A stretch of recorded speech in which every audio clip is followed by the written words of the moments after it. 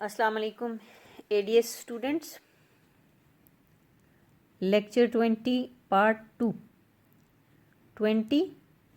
To.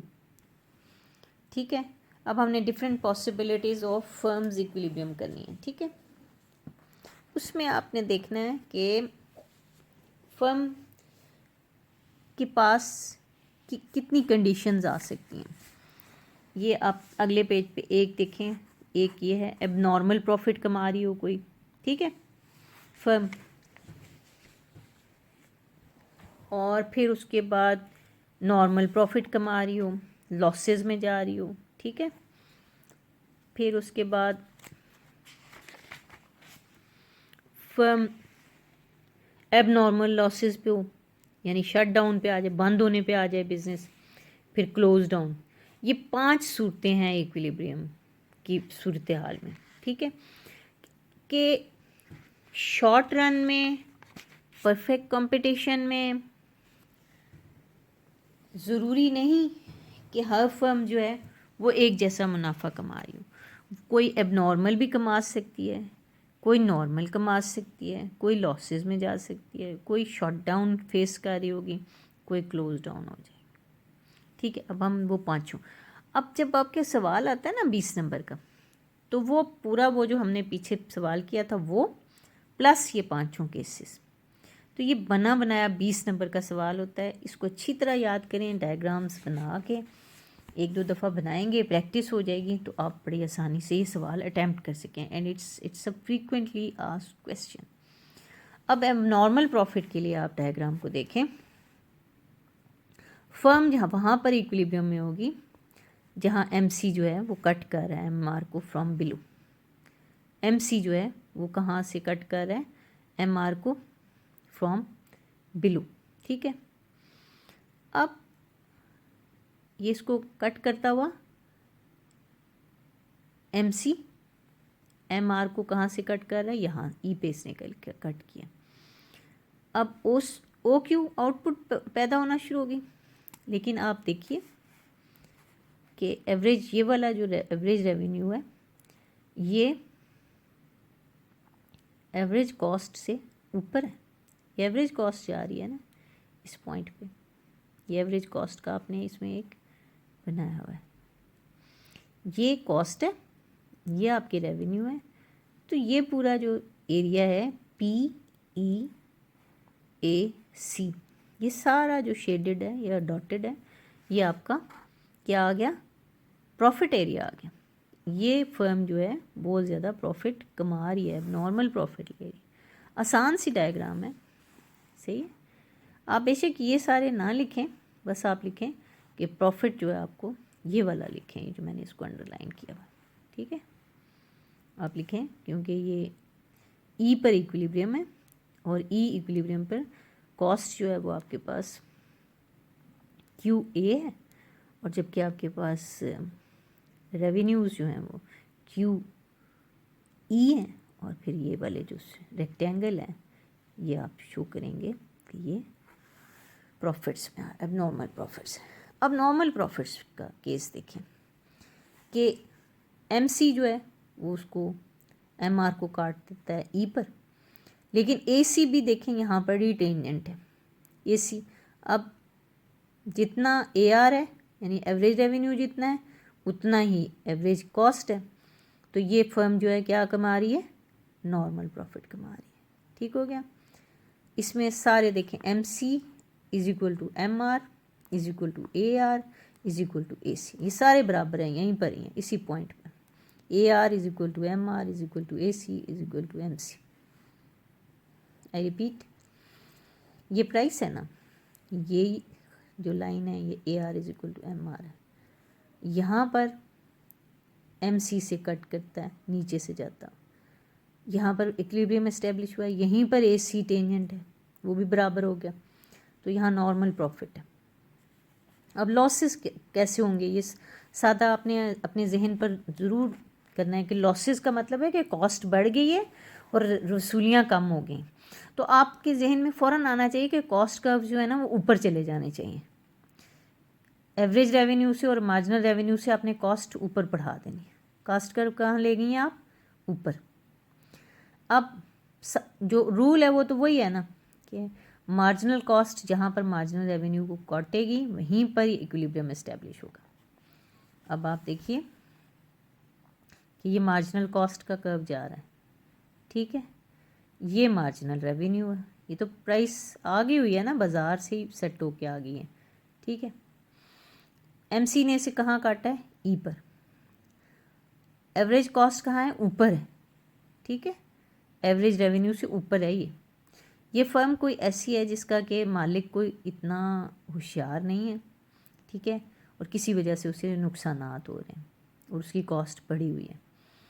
क्या हो सकता है उसकी लोकेशन अच्छी नहीं है फैक्ट्री की, या जहाँ पर वो कारोबार कर रहा है वहाँ पर मौसलात अच्छी नहीं है, सड़क अच्छी नहीं है, ठीक है, तो उसको, या रॉ मटेरियल महंगे आ रहे हैं, किसी भी वजह से उसकी कॉस्ट बढ़ी हुई है, तो वो उसका कॉस्ट का वो ऊपर गया हुआ है, एवरेज रेवेन्यू से ऊपर एवरेज एसी गया। अब ई जिस पॉइंट पे इसे काटा है इसी पॉइंट को आप आगे बढ़ाएं, एसी तक लेके जाएं, आपके पास ये पूरा एरिया जो है,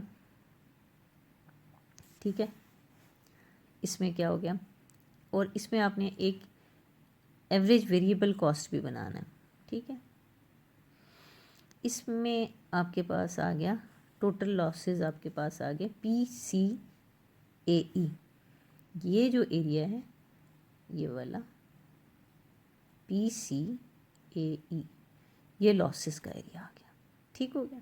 इसको इतना ही आप लिख दें, इस डायग्राम को बनाएं, थोड़ा सा एक्सप्लेन करें और लॉसेस कहें कि ये वाला एरिया लॉसेस का, ठीक हो गया। अब हमारे पास जो तीसरा केस आएगा ना इसका, वो आएगा कि शट डाउन,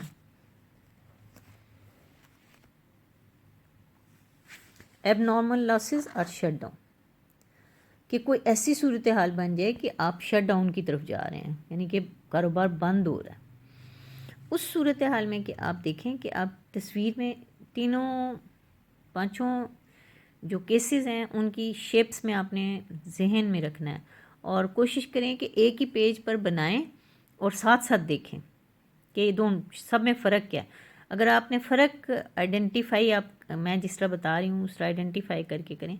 आपने सबसे पहले मार्जिनल रेवेन्यू और एवरेज रेवेन्यू कर्व खींचिए, आपने एवीसी को, एवरेज वेरिएबल कॉस्ट को टेंजेंट कर देना है इसके साथ, एसी को और ऊपर चढ़ा देना है, एमसी ने तो वही शक्ल बनानी है, ठीक है, उसने यहाँ पर इसको काटा, ठीक है, और फिर आपने ऊपर तक इसे बढ़ाया, तो आपके देखें ये कॉस्ट इतनी ज़्यादा, इसको लॉसेस हो रहे हैं।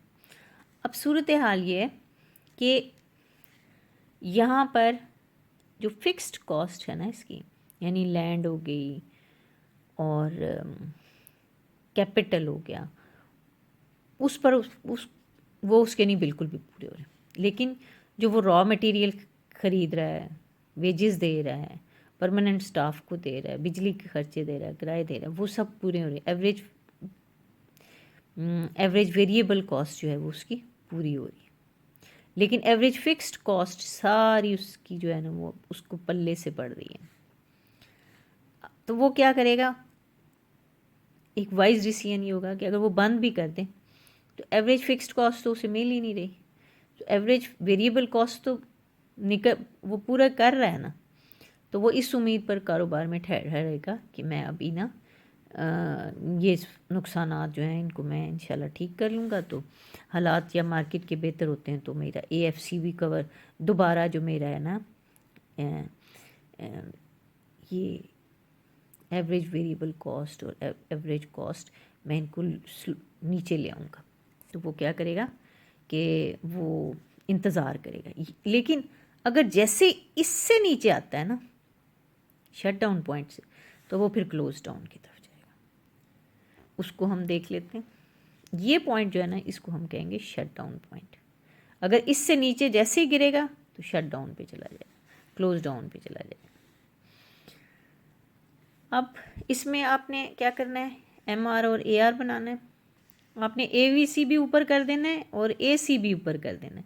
MC ने तो टोटल हुई अपनी शक्ल बनानी है, उसने E पर किया, अब उसकी एवरेज वेरिएबल कॉस्ट भी नहीं पूरी हो, ना वो वेजेस दे सक रहा है, ना ही वो ख़रीद सक रहा है।